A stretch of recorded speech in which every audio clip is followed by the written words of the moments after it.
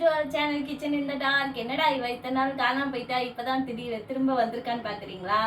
இத்தனை நாளா என் பையனுக்கு கொஞ்சம் இன்டர்னல் எக்ஸாம் இருந்துச்சு, அதனால நான் வீடியோ பண்ண முடியல. அதோட எனக்கு ஃபேமிலி ஃபங்க்ஷன் வேற இருந்துச்சு. ஸோ அதெல்லாம் முடிச்சுட்டு மெதுவாக பண்ணுவான்னு சொல்லிட்டு இப்போ வந்திருக்கோம். இன்னைக்கு நம்ம என்ன பார்க்க போறோம்னா, விநாயகர் சதுர்த்தி வந்துருச்சு. ஸோ பிள்ளையாருக்கு ரொம்ப பிடிச்ச மோதகம் பண்ணி பார்க்க போறோம். எப்படி செய்யலான்னு வாங்க வீடியோக்குள்ள போலாமா? ஸோ நம்ம மோதகத்துக்கு என்னெல்லாம் தேவைன்றதை இங்கே ஷோ பண்ணி வச்சுருக்கோம். இது என்னன்னா அரிசி குறுநல்னு சொல்லுவோம்ல, பச்சரிசி குறுநல். குறுநல்னா அரிசி வந்து நமக்கு முழுசாக இருக்கும். குறுநல் வந்து ஒன்றும் பாதியுமாக இருக்கும், இல்லை ஒரு அரிசியை 3 இதுவாக உடைச்ச மாதிரி இருக்கும். அந்த மாதிரி குறுநல் எடுத்திருக்கேன். அது கூட அது எவ்வளோ எடுத்திருக்கேன்னா 200 கிராம்ஸ் எடுத்திருக்கேன். அது கூட என்னென்னா 50 கிராம் வந்து மூங் தால் எடுத்திருக்கேன். மூங் தால் நம்ம ஆல்ரெடி பார்த்துருக்கோம், குட்டி குட்டியாக ரெக்டாங்குலர் ஷேப்பில் இருக்கும். அதை எடுத்து என்ன பண்ணியிருக்கேன்னா மிக்சியில் ஒரு 5 பல்ஸ் விட்டு அதையும் அந்த குறுநாள் மாதிரியே பொடி பண்ணி ரெண்டையும் சேர்த்து ஒரு 1 hour கிட்ட ஊற வச்சு நல்லா ஸ்ட்ரெயின் பண்ணி எடுத்து வச்சுருக்கேன். அதுக்கப்புறம் இது என்னென்னா ஒரு 1/4 மூடி தேங்காய் வச்சுருக்கேன். இது எவ்வளோன்னா 1/2 கிலோ வெல்லம். 1/2 கிலோ வெல்லத்தையும் நம்ம போட போகிறது கிடையாது. ஸோ இதுக்கு எவ்வளோ தேவையோ அதான் எடுத்துக்க போகிறோம். பொடிச்சு வச்சுருக்கேன். இந்த உரலில் நான் என்ன போட்டு வச்சுருக்கேன்னா 4 ஏலக்காய், ஒரே ஒரு கிராம்பு போட்டு வச்சுருக்கேன். அதுக்கப்புறம் இது என்னென்னா நெய். அதுக்கப்புறம் இது சுடு தண்ணி நமக்கு தேவையான அளவுக்கு. அவ்வளோதான். இனிமேல் எப்படி செய்யலான்னு பார்க்கலாம். ஸோ ஃபஸ்ட்டு நம்ம அடுப்பை பற்ற வச்சுக்கலாம். பாத்திரம் வச்சுக்கலாம். என்னடா இவ்வளோ பெரிய கடாயாக இருக்குன்னு பார்க்காதீங்க, இது நம்ம வதக்கும் போது கீழே விழுவும். ஸோ அதனால் நான் செதறுமேன்னு சொல்லிட்டு அவ்வளோ பெருசு வச்சுருக்கேன். இந்த சைடில் நான் சுடு தண்ணி வச்சுக்கிறேன்.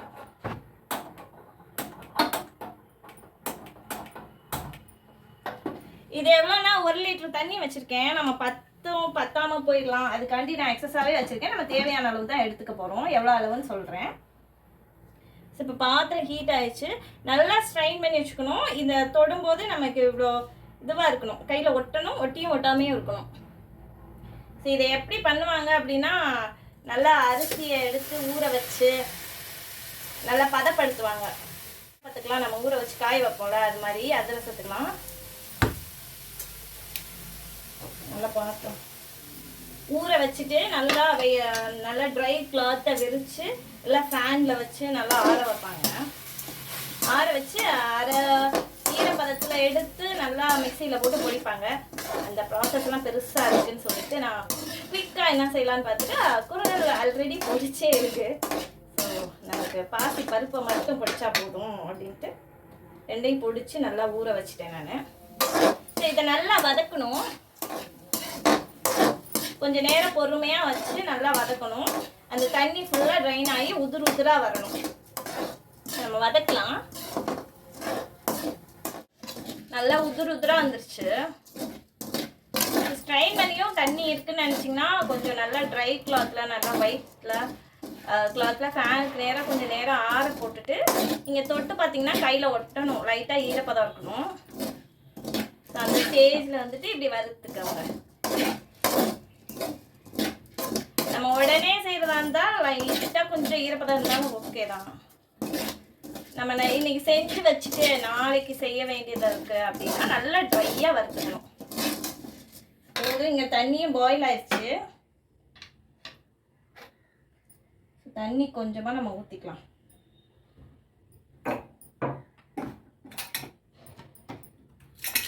உலக்குக்கணும். இந்த உலக்கில் கொஞ்சம் கொஞ்சமாக எடுத்து ஊற்றிக்கிறேன் நான்.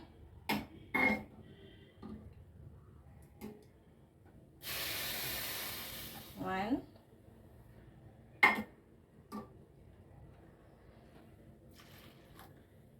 1.5 ஊற்றிருக்கேன். லைட்டாக கம்மிட்டுக்கிறேன். கையில் பிடிக்கிற மாதிரி ஆயிரும். ஏன்னா மூந்தாள் வந்து டக்கு டக்குன்னு பிடிச்சிரும். நான் வந்து ரொம்ப ஸ்லோ ஃப்ளேமில் தான் வச்சுருக்கேன்.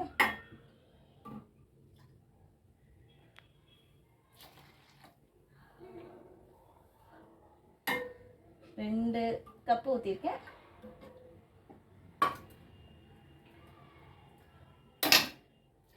2.5 ஊற்றிருக்கேன். ஹாஃப் கப்பாக தான் ஊற்றிருக்கேன். நல்லா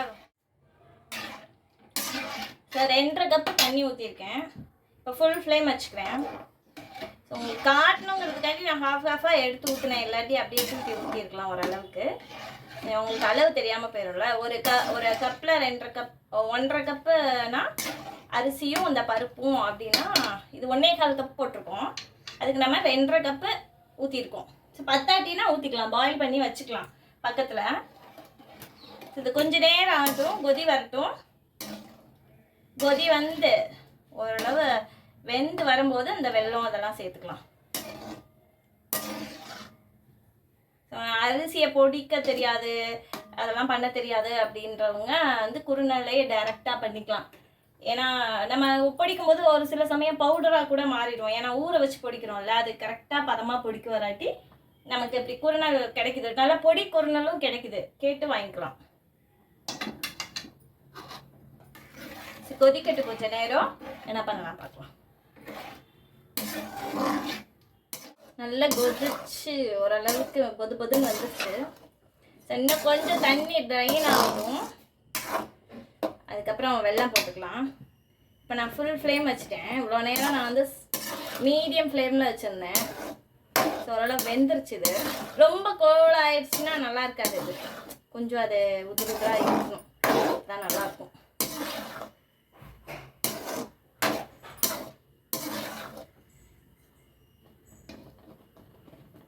நல்லா பாயில் ஆகுது, சவுண்டு கேட்குதா? அது கொப்பளிக்குது. கிண்டிகிட்டே இருந்தோன்னா அது தெரியாது. இந்த ஸ்டேஜில் நம்ம வெல்லம் போட்டுக்கலாம். ஸோ 3 தாள் அது நல்லா ஊறிடுச்சு. ஸோ அதனால் ஈஸியாக வந்துடும், சும்மாவே அது ஊறிடும், நல்லா அது போயிடும். 2 கொதியில் வெந்துடும்.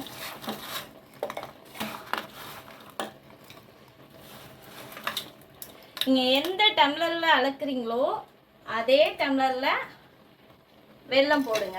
உங்களுக்கு எவ்வளோ வெல்லம், நான் வந்து 1.5 டம்ளர் போட போகிறேன். உங்களுக்கு வந்து இனிப்பு ஜாஸ்தியாக வேணும்னா அதுக்கேற்ற மாதிரி போட்டுக்கோங்க. எனக்கு கொஞ்சம் மீடியமாக இனிப்பு வேணும். ஸோ இந்த இனிப்பு அவ்வளோவா வெல்லம் அவ்வளோவா இனிக்காது. ஸோ அதனால் இதை போட்டுக்கிறேன். உப்பு சேர்க்கலன்னா வெல்லத்திலே நல்ல உப்போட கண்டென்ட் இருக்கும்.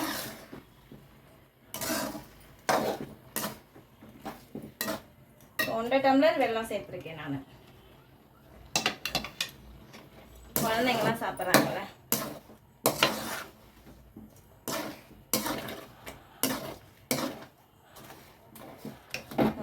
நல்லா நசுக்கி வைக்கிங்கன்னா டக்கு டக்குன்னு கரைச்சிடும். வெல்லம் போட்டு நல்லா கரைஞ்சிருச்சு.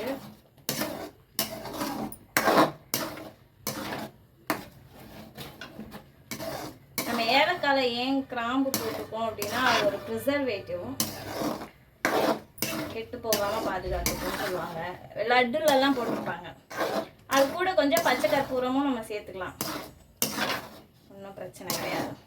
அது நல்லா வாசமும் இருக்கும், ப்ரிசர்வேட்டிவாகவும் இருக்கும்.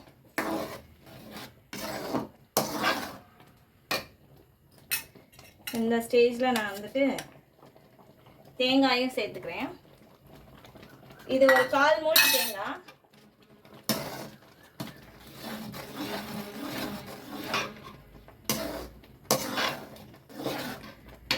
எவ்வளோ 200 கிராம்ஸ்க்கு கொஞ்சம் கம்மியாக தான் போட்டது.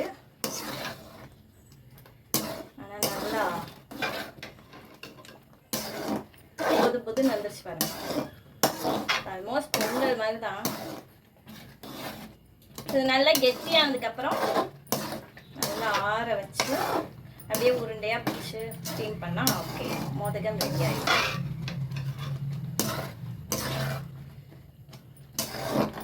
கொஞ்சம் கொதிச்சு வத்தட்டும். அடுத்து என்ன பண்ணலான்னு பார்க்கலாம்.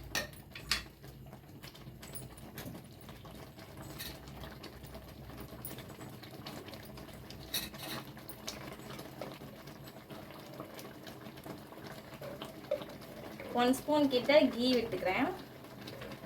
1 டீஸ்பூன் 2 டீஸ்பூன் விட்டுருக்கேன்.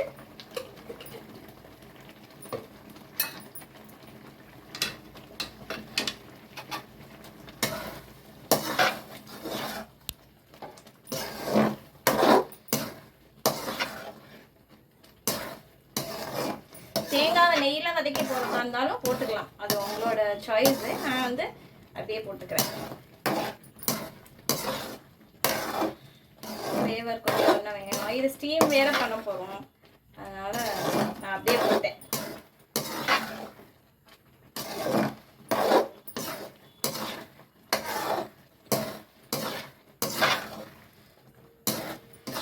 கை விடாமல் கிளறிட்டே இருக்கணும், ஏன்னா இது 3 தாள் கீழே அடி பிடிச்சிடும் டக்குன்னு. பொங்கல் எப்படி கிளறிட்டே இருக்கும், அதனால் நடுவில் போட்டு ரொம்ப குழச்சி கிண்டிடாதீங்க, ஒரு பொங்கல் ஆயிரும், களி இந்த மாதிரி ஆகிருக்கும். அது கொஞ்சம் முக்கால் பதம் வேக்கால்ல இருக்கணும்.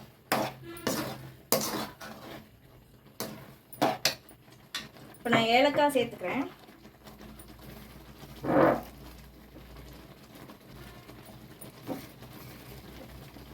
ஏலக்காய், ஒரு கிராம்பு, இன்னும் கொஞ்சம் வாசம் வேணும்னா ஒரு பிஞ்ச், ஒரு ட்ராப்பை விட கம்மியாக பச்சை கற்பூரம் சேர்த்துக்கோங்க. பச்சை கற்பூரம் லைட்டாக சேர்த்தா தான் ரொம்ப ஸ்மெல் வரும். நல்லா திரண்டு வந்துருச்சு ஹல்வா மாதிரி.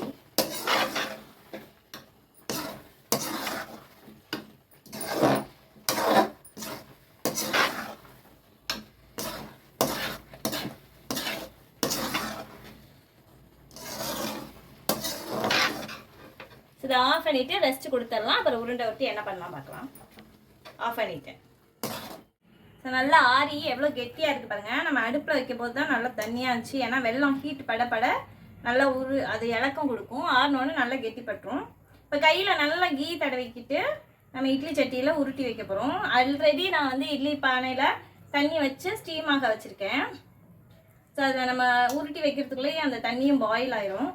நான் கொஞ்சம் கொஞ்சமாக உருட்டி வைக்கிறேன்.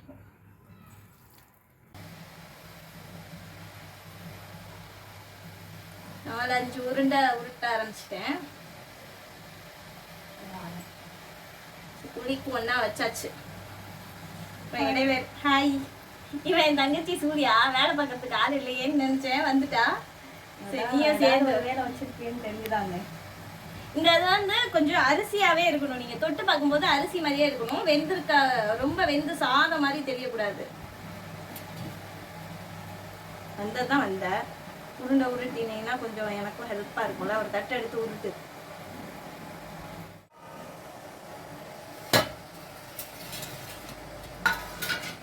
நீங்க தொடும் போதே தெரியும் அதை ரொம்ப பாயில் ஆகி அரிசி ஆகாம அப்படி இருந்தாதான் நம்ம ஸ்டீம்ல வைக்கிறதுக்கும் போது நல்லா இருக்கும். அதோட பக்குவத்துல வரும் அந்த மோதகம். குட்டி குட்டி பாலா விட்டு, ரொம்ப குட்டியா இல்லாம ரொம்ப பெருசா இல்லாம மீடியமா இந்த பால் பிரிப்பேர்.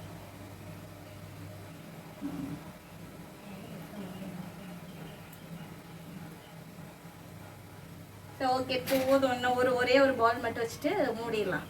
ஒரு 5 minutes வெந்துடட்டும். அதுக்கப்புறம் என்ன வந்து பார்க்கலாம்.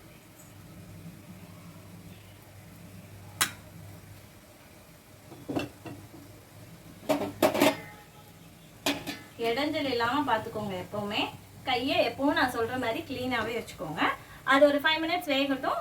அப்புறம் என்ன எப்படி இருக்குன்னு நான் எடுத்து காமிக்கிறேன். வெந்துருச்சான்னு பார்க்கலாம். ஆஃப் பண்ணிடுறேன் நான்.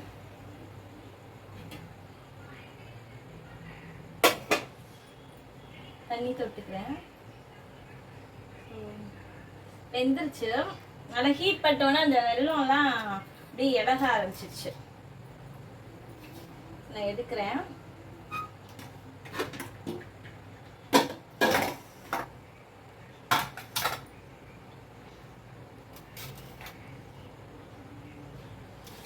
கொஞ்ச நேரம் ரெஸ்ட் விட்டு எடுங்க, இல்லாட்டி அப்படியே கொஞ்சம் உடையும்.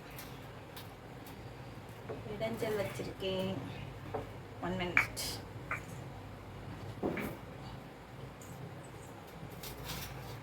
லைட்டா ஆவி அடங்குற மாதிரி வச்சு எடுங்க. நான் இப்போ உங்களுக்கு டக்குன்னு எடுத்து காட்டுறதுக்காண்டி நான் எடுக்கிறேன். எல்லாம் விழுந்துருச்சு, உடைஞ்சிருச்சு.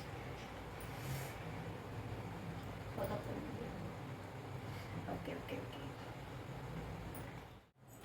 நான் எடுக்கும் போது சூடு தாங்காம அப்படியே டக்குன்னு விட்டுட்டேன். 2-3 உருண்டை உடஞ்சிருச்சு. நல்ல உருண்டையை மட்டும் ஒரு பிளேட்ல எடுத்து வச்சிருக்கேன். நான் டேஸ்ட் பண்ணா நீங்க நம்ப மாட்டீங்க. ஸோ என் தங்கச்சியை டேஸ்ட் பண்ணி சொல்லட்டும். சூரி வா. கொஞ்சம் ரெஸ்ட் விட்டு நீங்க எடுங்க, ஏன்னா அது வெல்லம் போட்டுக்கனால உருகிரும். அதனால கொஞ்சம் ப்ரோக் ஆகும். நல்லா டைட்டாக உருண்டை பிடிச்சி வைங்க. லூஸாக வச்சிருந்தோன்னா அப்படிதான் உடையும்.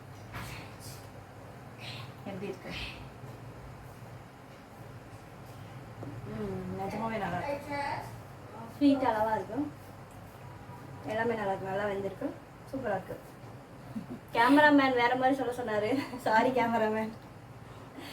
சரி, நீங்களும் இதே மாதிரி விநாயகர் சதுர்த்திக்கு செஞ்சு விநாயகருக்கு கொடுத்து நீங்களும் ஜாலியாக விநாயகர் சதுர்த்தி கொண்டாடுங்க. நெக்ஸ்ட் வீடியோவில் பார்க்கலாம். டாடா, பாய்.